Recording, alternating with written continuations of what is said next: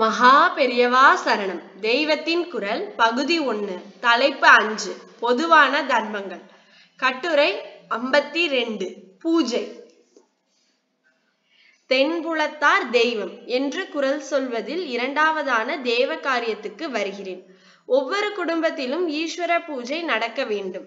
சௌகரியப்பட்டவர்களுக்கு விஸ்தாரமான பூஜைகளை எடுத்துக்கொண்டு செய்யலாம். சௌகரியம் இல்லாவிடில் சுருக்கமாக செய்தாலும் போதும். 10 நிமிஷம் போதும். ஆபீஸுக்கு போகிறவர்களும் இப்படி சுருக்கமாகவாவது பூஜை என்று ஒன்றை செய்ய வேண்டும். எல்லா குடும்பத்திலும் ஒரு மணி சத்தம் கேட்க வேண்டும். ஈஸ்வரன், அம்பாள், விஷ்ணு, விநாயகர், சூரியன் இந்த 5 பேருக்கும் மூர்த்தி வைத்து பூஜை செய்ய வேண்டும். இதற்கு பஞ்சாயதன பூஜை என்று பெயர். அங்கங்களோடு விக்கிரகங்களாக இல்லாமல் இந்த 5ஐயும் இயற்கையாகவே கிடைக்கும் 5 வஸ்துக்களில் ஆவணம் செய்து பூஜை செய்வது ஒரு சம்பிரதாயம். இவற்றில் ஈஸ்வரனுக்குரிய பானலிங்கம் நர்மதை நதியில் ஓங்கார குண்டத்தில் கிடைக்கிறது. அம்பிகையின் ஸ்வரூபமான ஸ்வர்ணமுகி சிலா என்ற கல் ஆந்திராவில் ஸ்வர்ணமுகி ஆற்றில் கிடைக்கிறது. அது தங்கரேக் ஓட்டிய கல். விஷ்ணுவின் வடிவமான சாலக்கிராமம் நேபாளத்தில் கண்டகி நதியில் அகப்படுகிறது. சூரியனுக்குரிய ஸ்படிகம் தஞ்சாவூரில் வல்லத்துக்கு பக்கத்தில் கிடைக்கிறது. விநாயகருக்கு உருவான சோனபத்ரக்கல் கங்கையிலே கலக்கிற சோன் என்பார்கள் நதியில் அகப்படுகிறது. ஆக இந்த 5ஐயும் ஓரிடத்தில் வைத்தால் இந்த தேசம் முழுவதையும் ஒன்று சேர்த்து வைத்தது போலாகும். இந்த 5இல் ஒன்றுக்காவது கண்ணு, மூக்கு, காது இல்லை. எனவே இடுக்குகளில் அழுக்கேறுவது கிடையாது. அபிஷேகம் செய்து துடைக்க நாளியே ஆகாது. எல்லாம் சின்ன சின்ன கற்கள். எல்லாமாக சேர்த்தாலும் கொஞ்சம் இடத்தை தான் அடைத்து கொள்ளும்.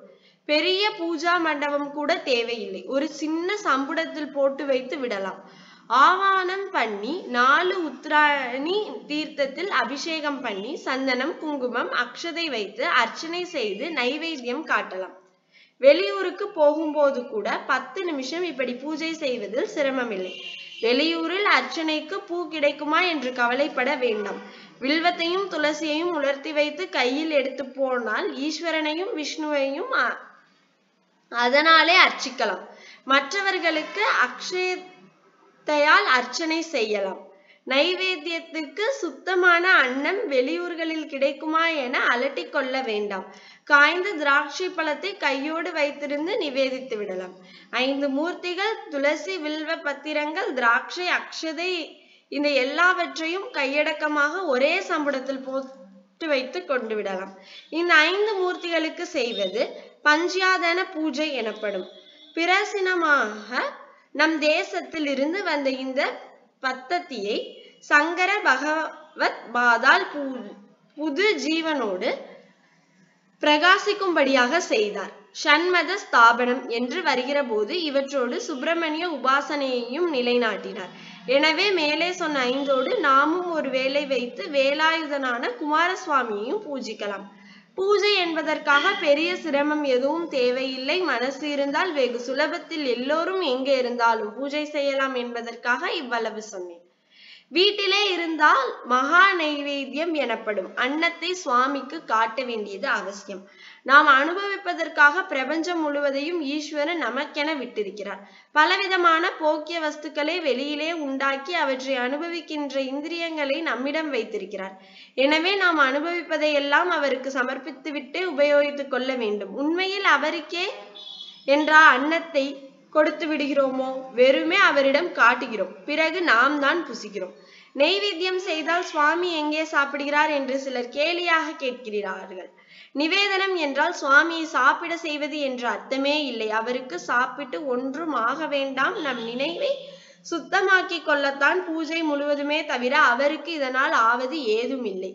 நிவேத்யாமி என்றால் அறிவிக்கிறேன் என்றுதான் அர்த்தமே தவிர உண்பிக்கிறேன் என்று அர்த்தம் அல்ல. அப்பனே, இந்த வேலைக்கு உன் கருணையில் நீ இந்த அன்னத்தை கொடுத்திருக்கிறாய் என்று அவனுக்கு தெரிவித்து விட்டு அவனுடைய நினைவோடு உண்ண வேண்டும். அவன் அருள் இல்லாவிடில் இந்த அரிசி எப்படி விளையும்? சயின்ஸ் நிபுணர் அரிசி வகைகளை ஆராய்ந்து பெரிய பெரிய புஸ்தகங்கள் எழுதலாம். ஆனால் அவரால் 1 மணி நேர அரிசியை செய்ய முடியுமா? செயற்கை அரிசி என்று ஒன்றையே செய்ய முடிந்தால் கூட இதற்கு மூலமான கெமிக்கல்ஸ் ஏற்கனவே பகவத் சிருஷ்டியில் இருந்துதானே வந்ததாக வேண்டும். எனவே மனிதன் செய்ததாக தோன்றும் எல்லாமும் கூட முடிவிலே ஈஸ்வரன் சிருஷ்டிதான். பரமேஸ்வரனால் கொடுக்கப்பட்டதை அவனுக்கு காட்டாமலே நாம் அனுபவித்தால் திருடர்களாவோம். எங்கும் இருக்கும் அவன் நாம் இருக்கச் சொல்லும் இடத்தில் நாம் கிரகிக்கும்படி நிற்பான். கல், மண், செம்பு முதலிய எந்த பிம்பத்தில் வைத்து கூப்பிட்டாலும் வருவான். அப்படிப்பட்ட யோகியதையும் கருணையும் அவனுக்கு நிச்சயமாக இருக்கிறது. இல்லை என்றால் அப்படிப்பட்ட சுவாமி நமக்கு வேண்டவே வேண்டாம். அவனை பூஜை என்று வைத்து ஒவ்வொரு குடும்பத்திலும் கூப்பிட்டு அவனால் கொடுப்பதை உபயோகிக்கிறோம் என்று அன்றாடம் அறிவிக்க வேண்டும். இப்படி செய்து வந்தால் ஈஸ்வரனுக்கு நிவேதனமாக தக்கதை தவிர வேறு எதையும் நாம் உபயோகிக்க கூடாது என்ற பக்குவம் நாளடைவில் உண்டாகும். நல்லவர்களாவோம். ஹரஹர சங்கர, ஜெய ஜெய சங்கர, காஞ்சி சங்கர, காமகோடி சங்கர.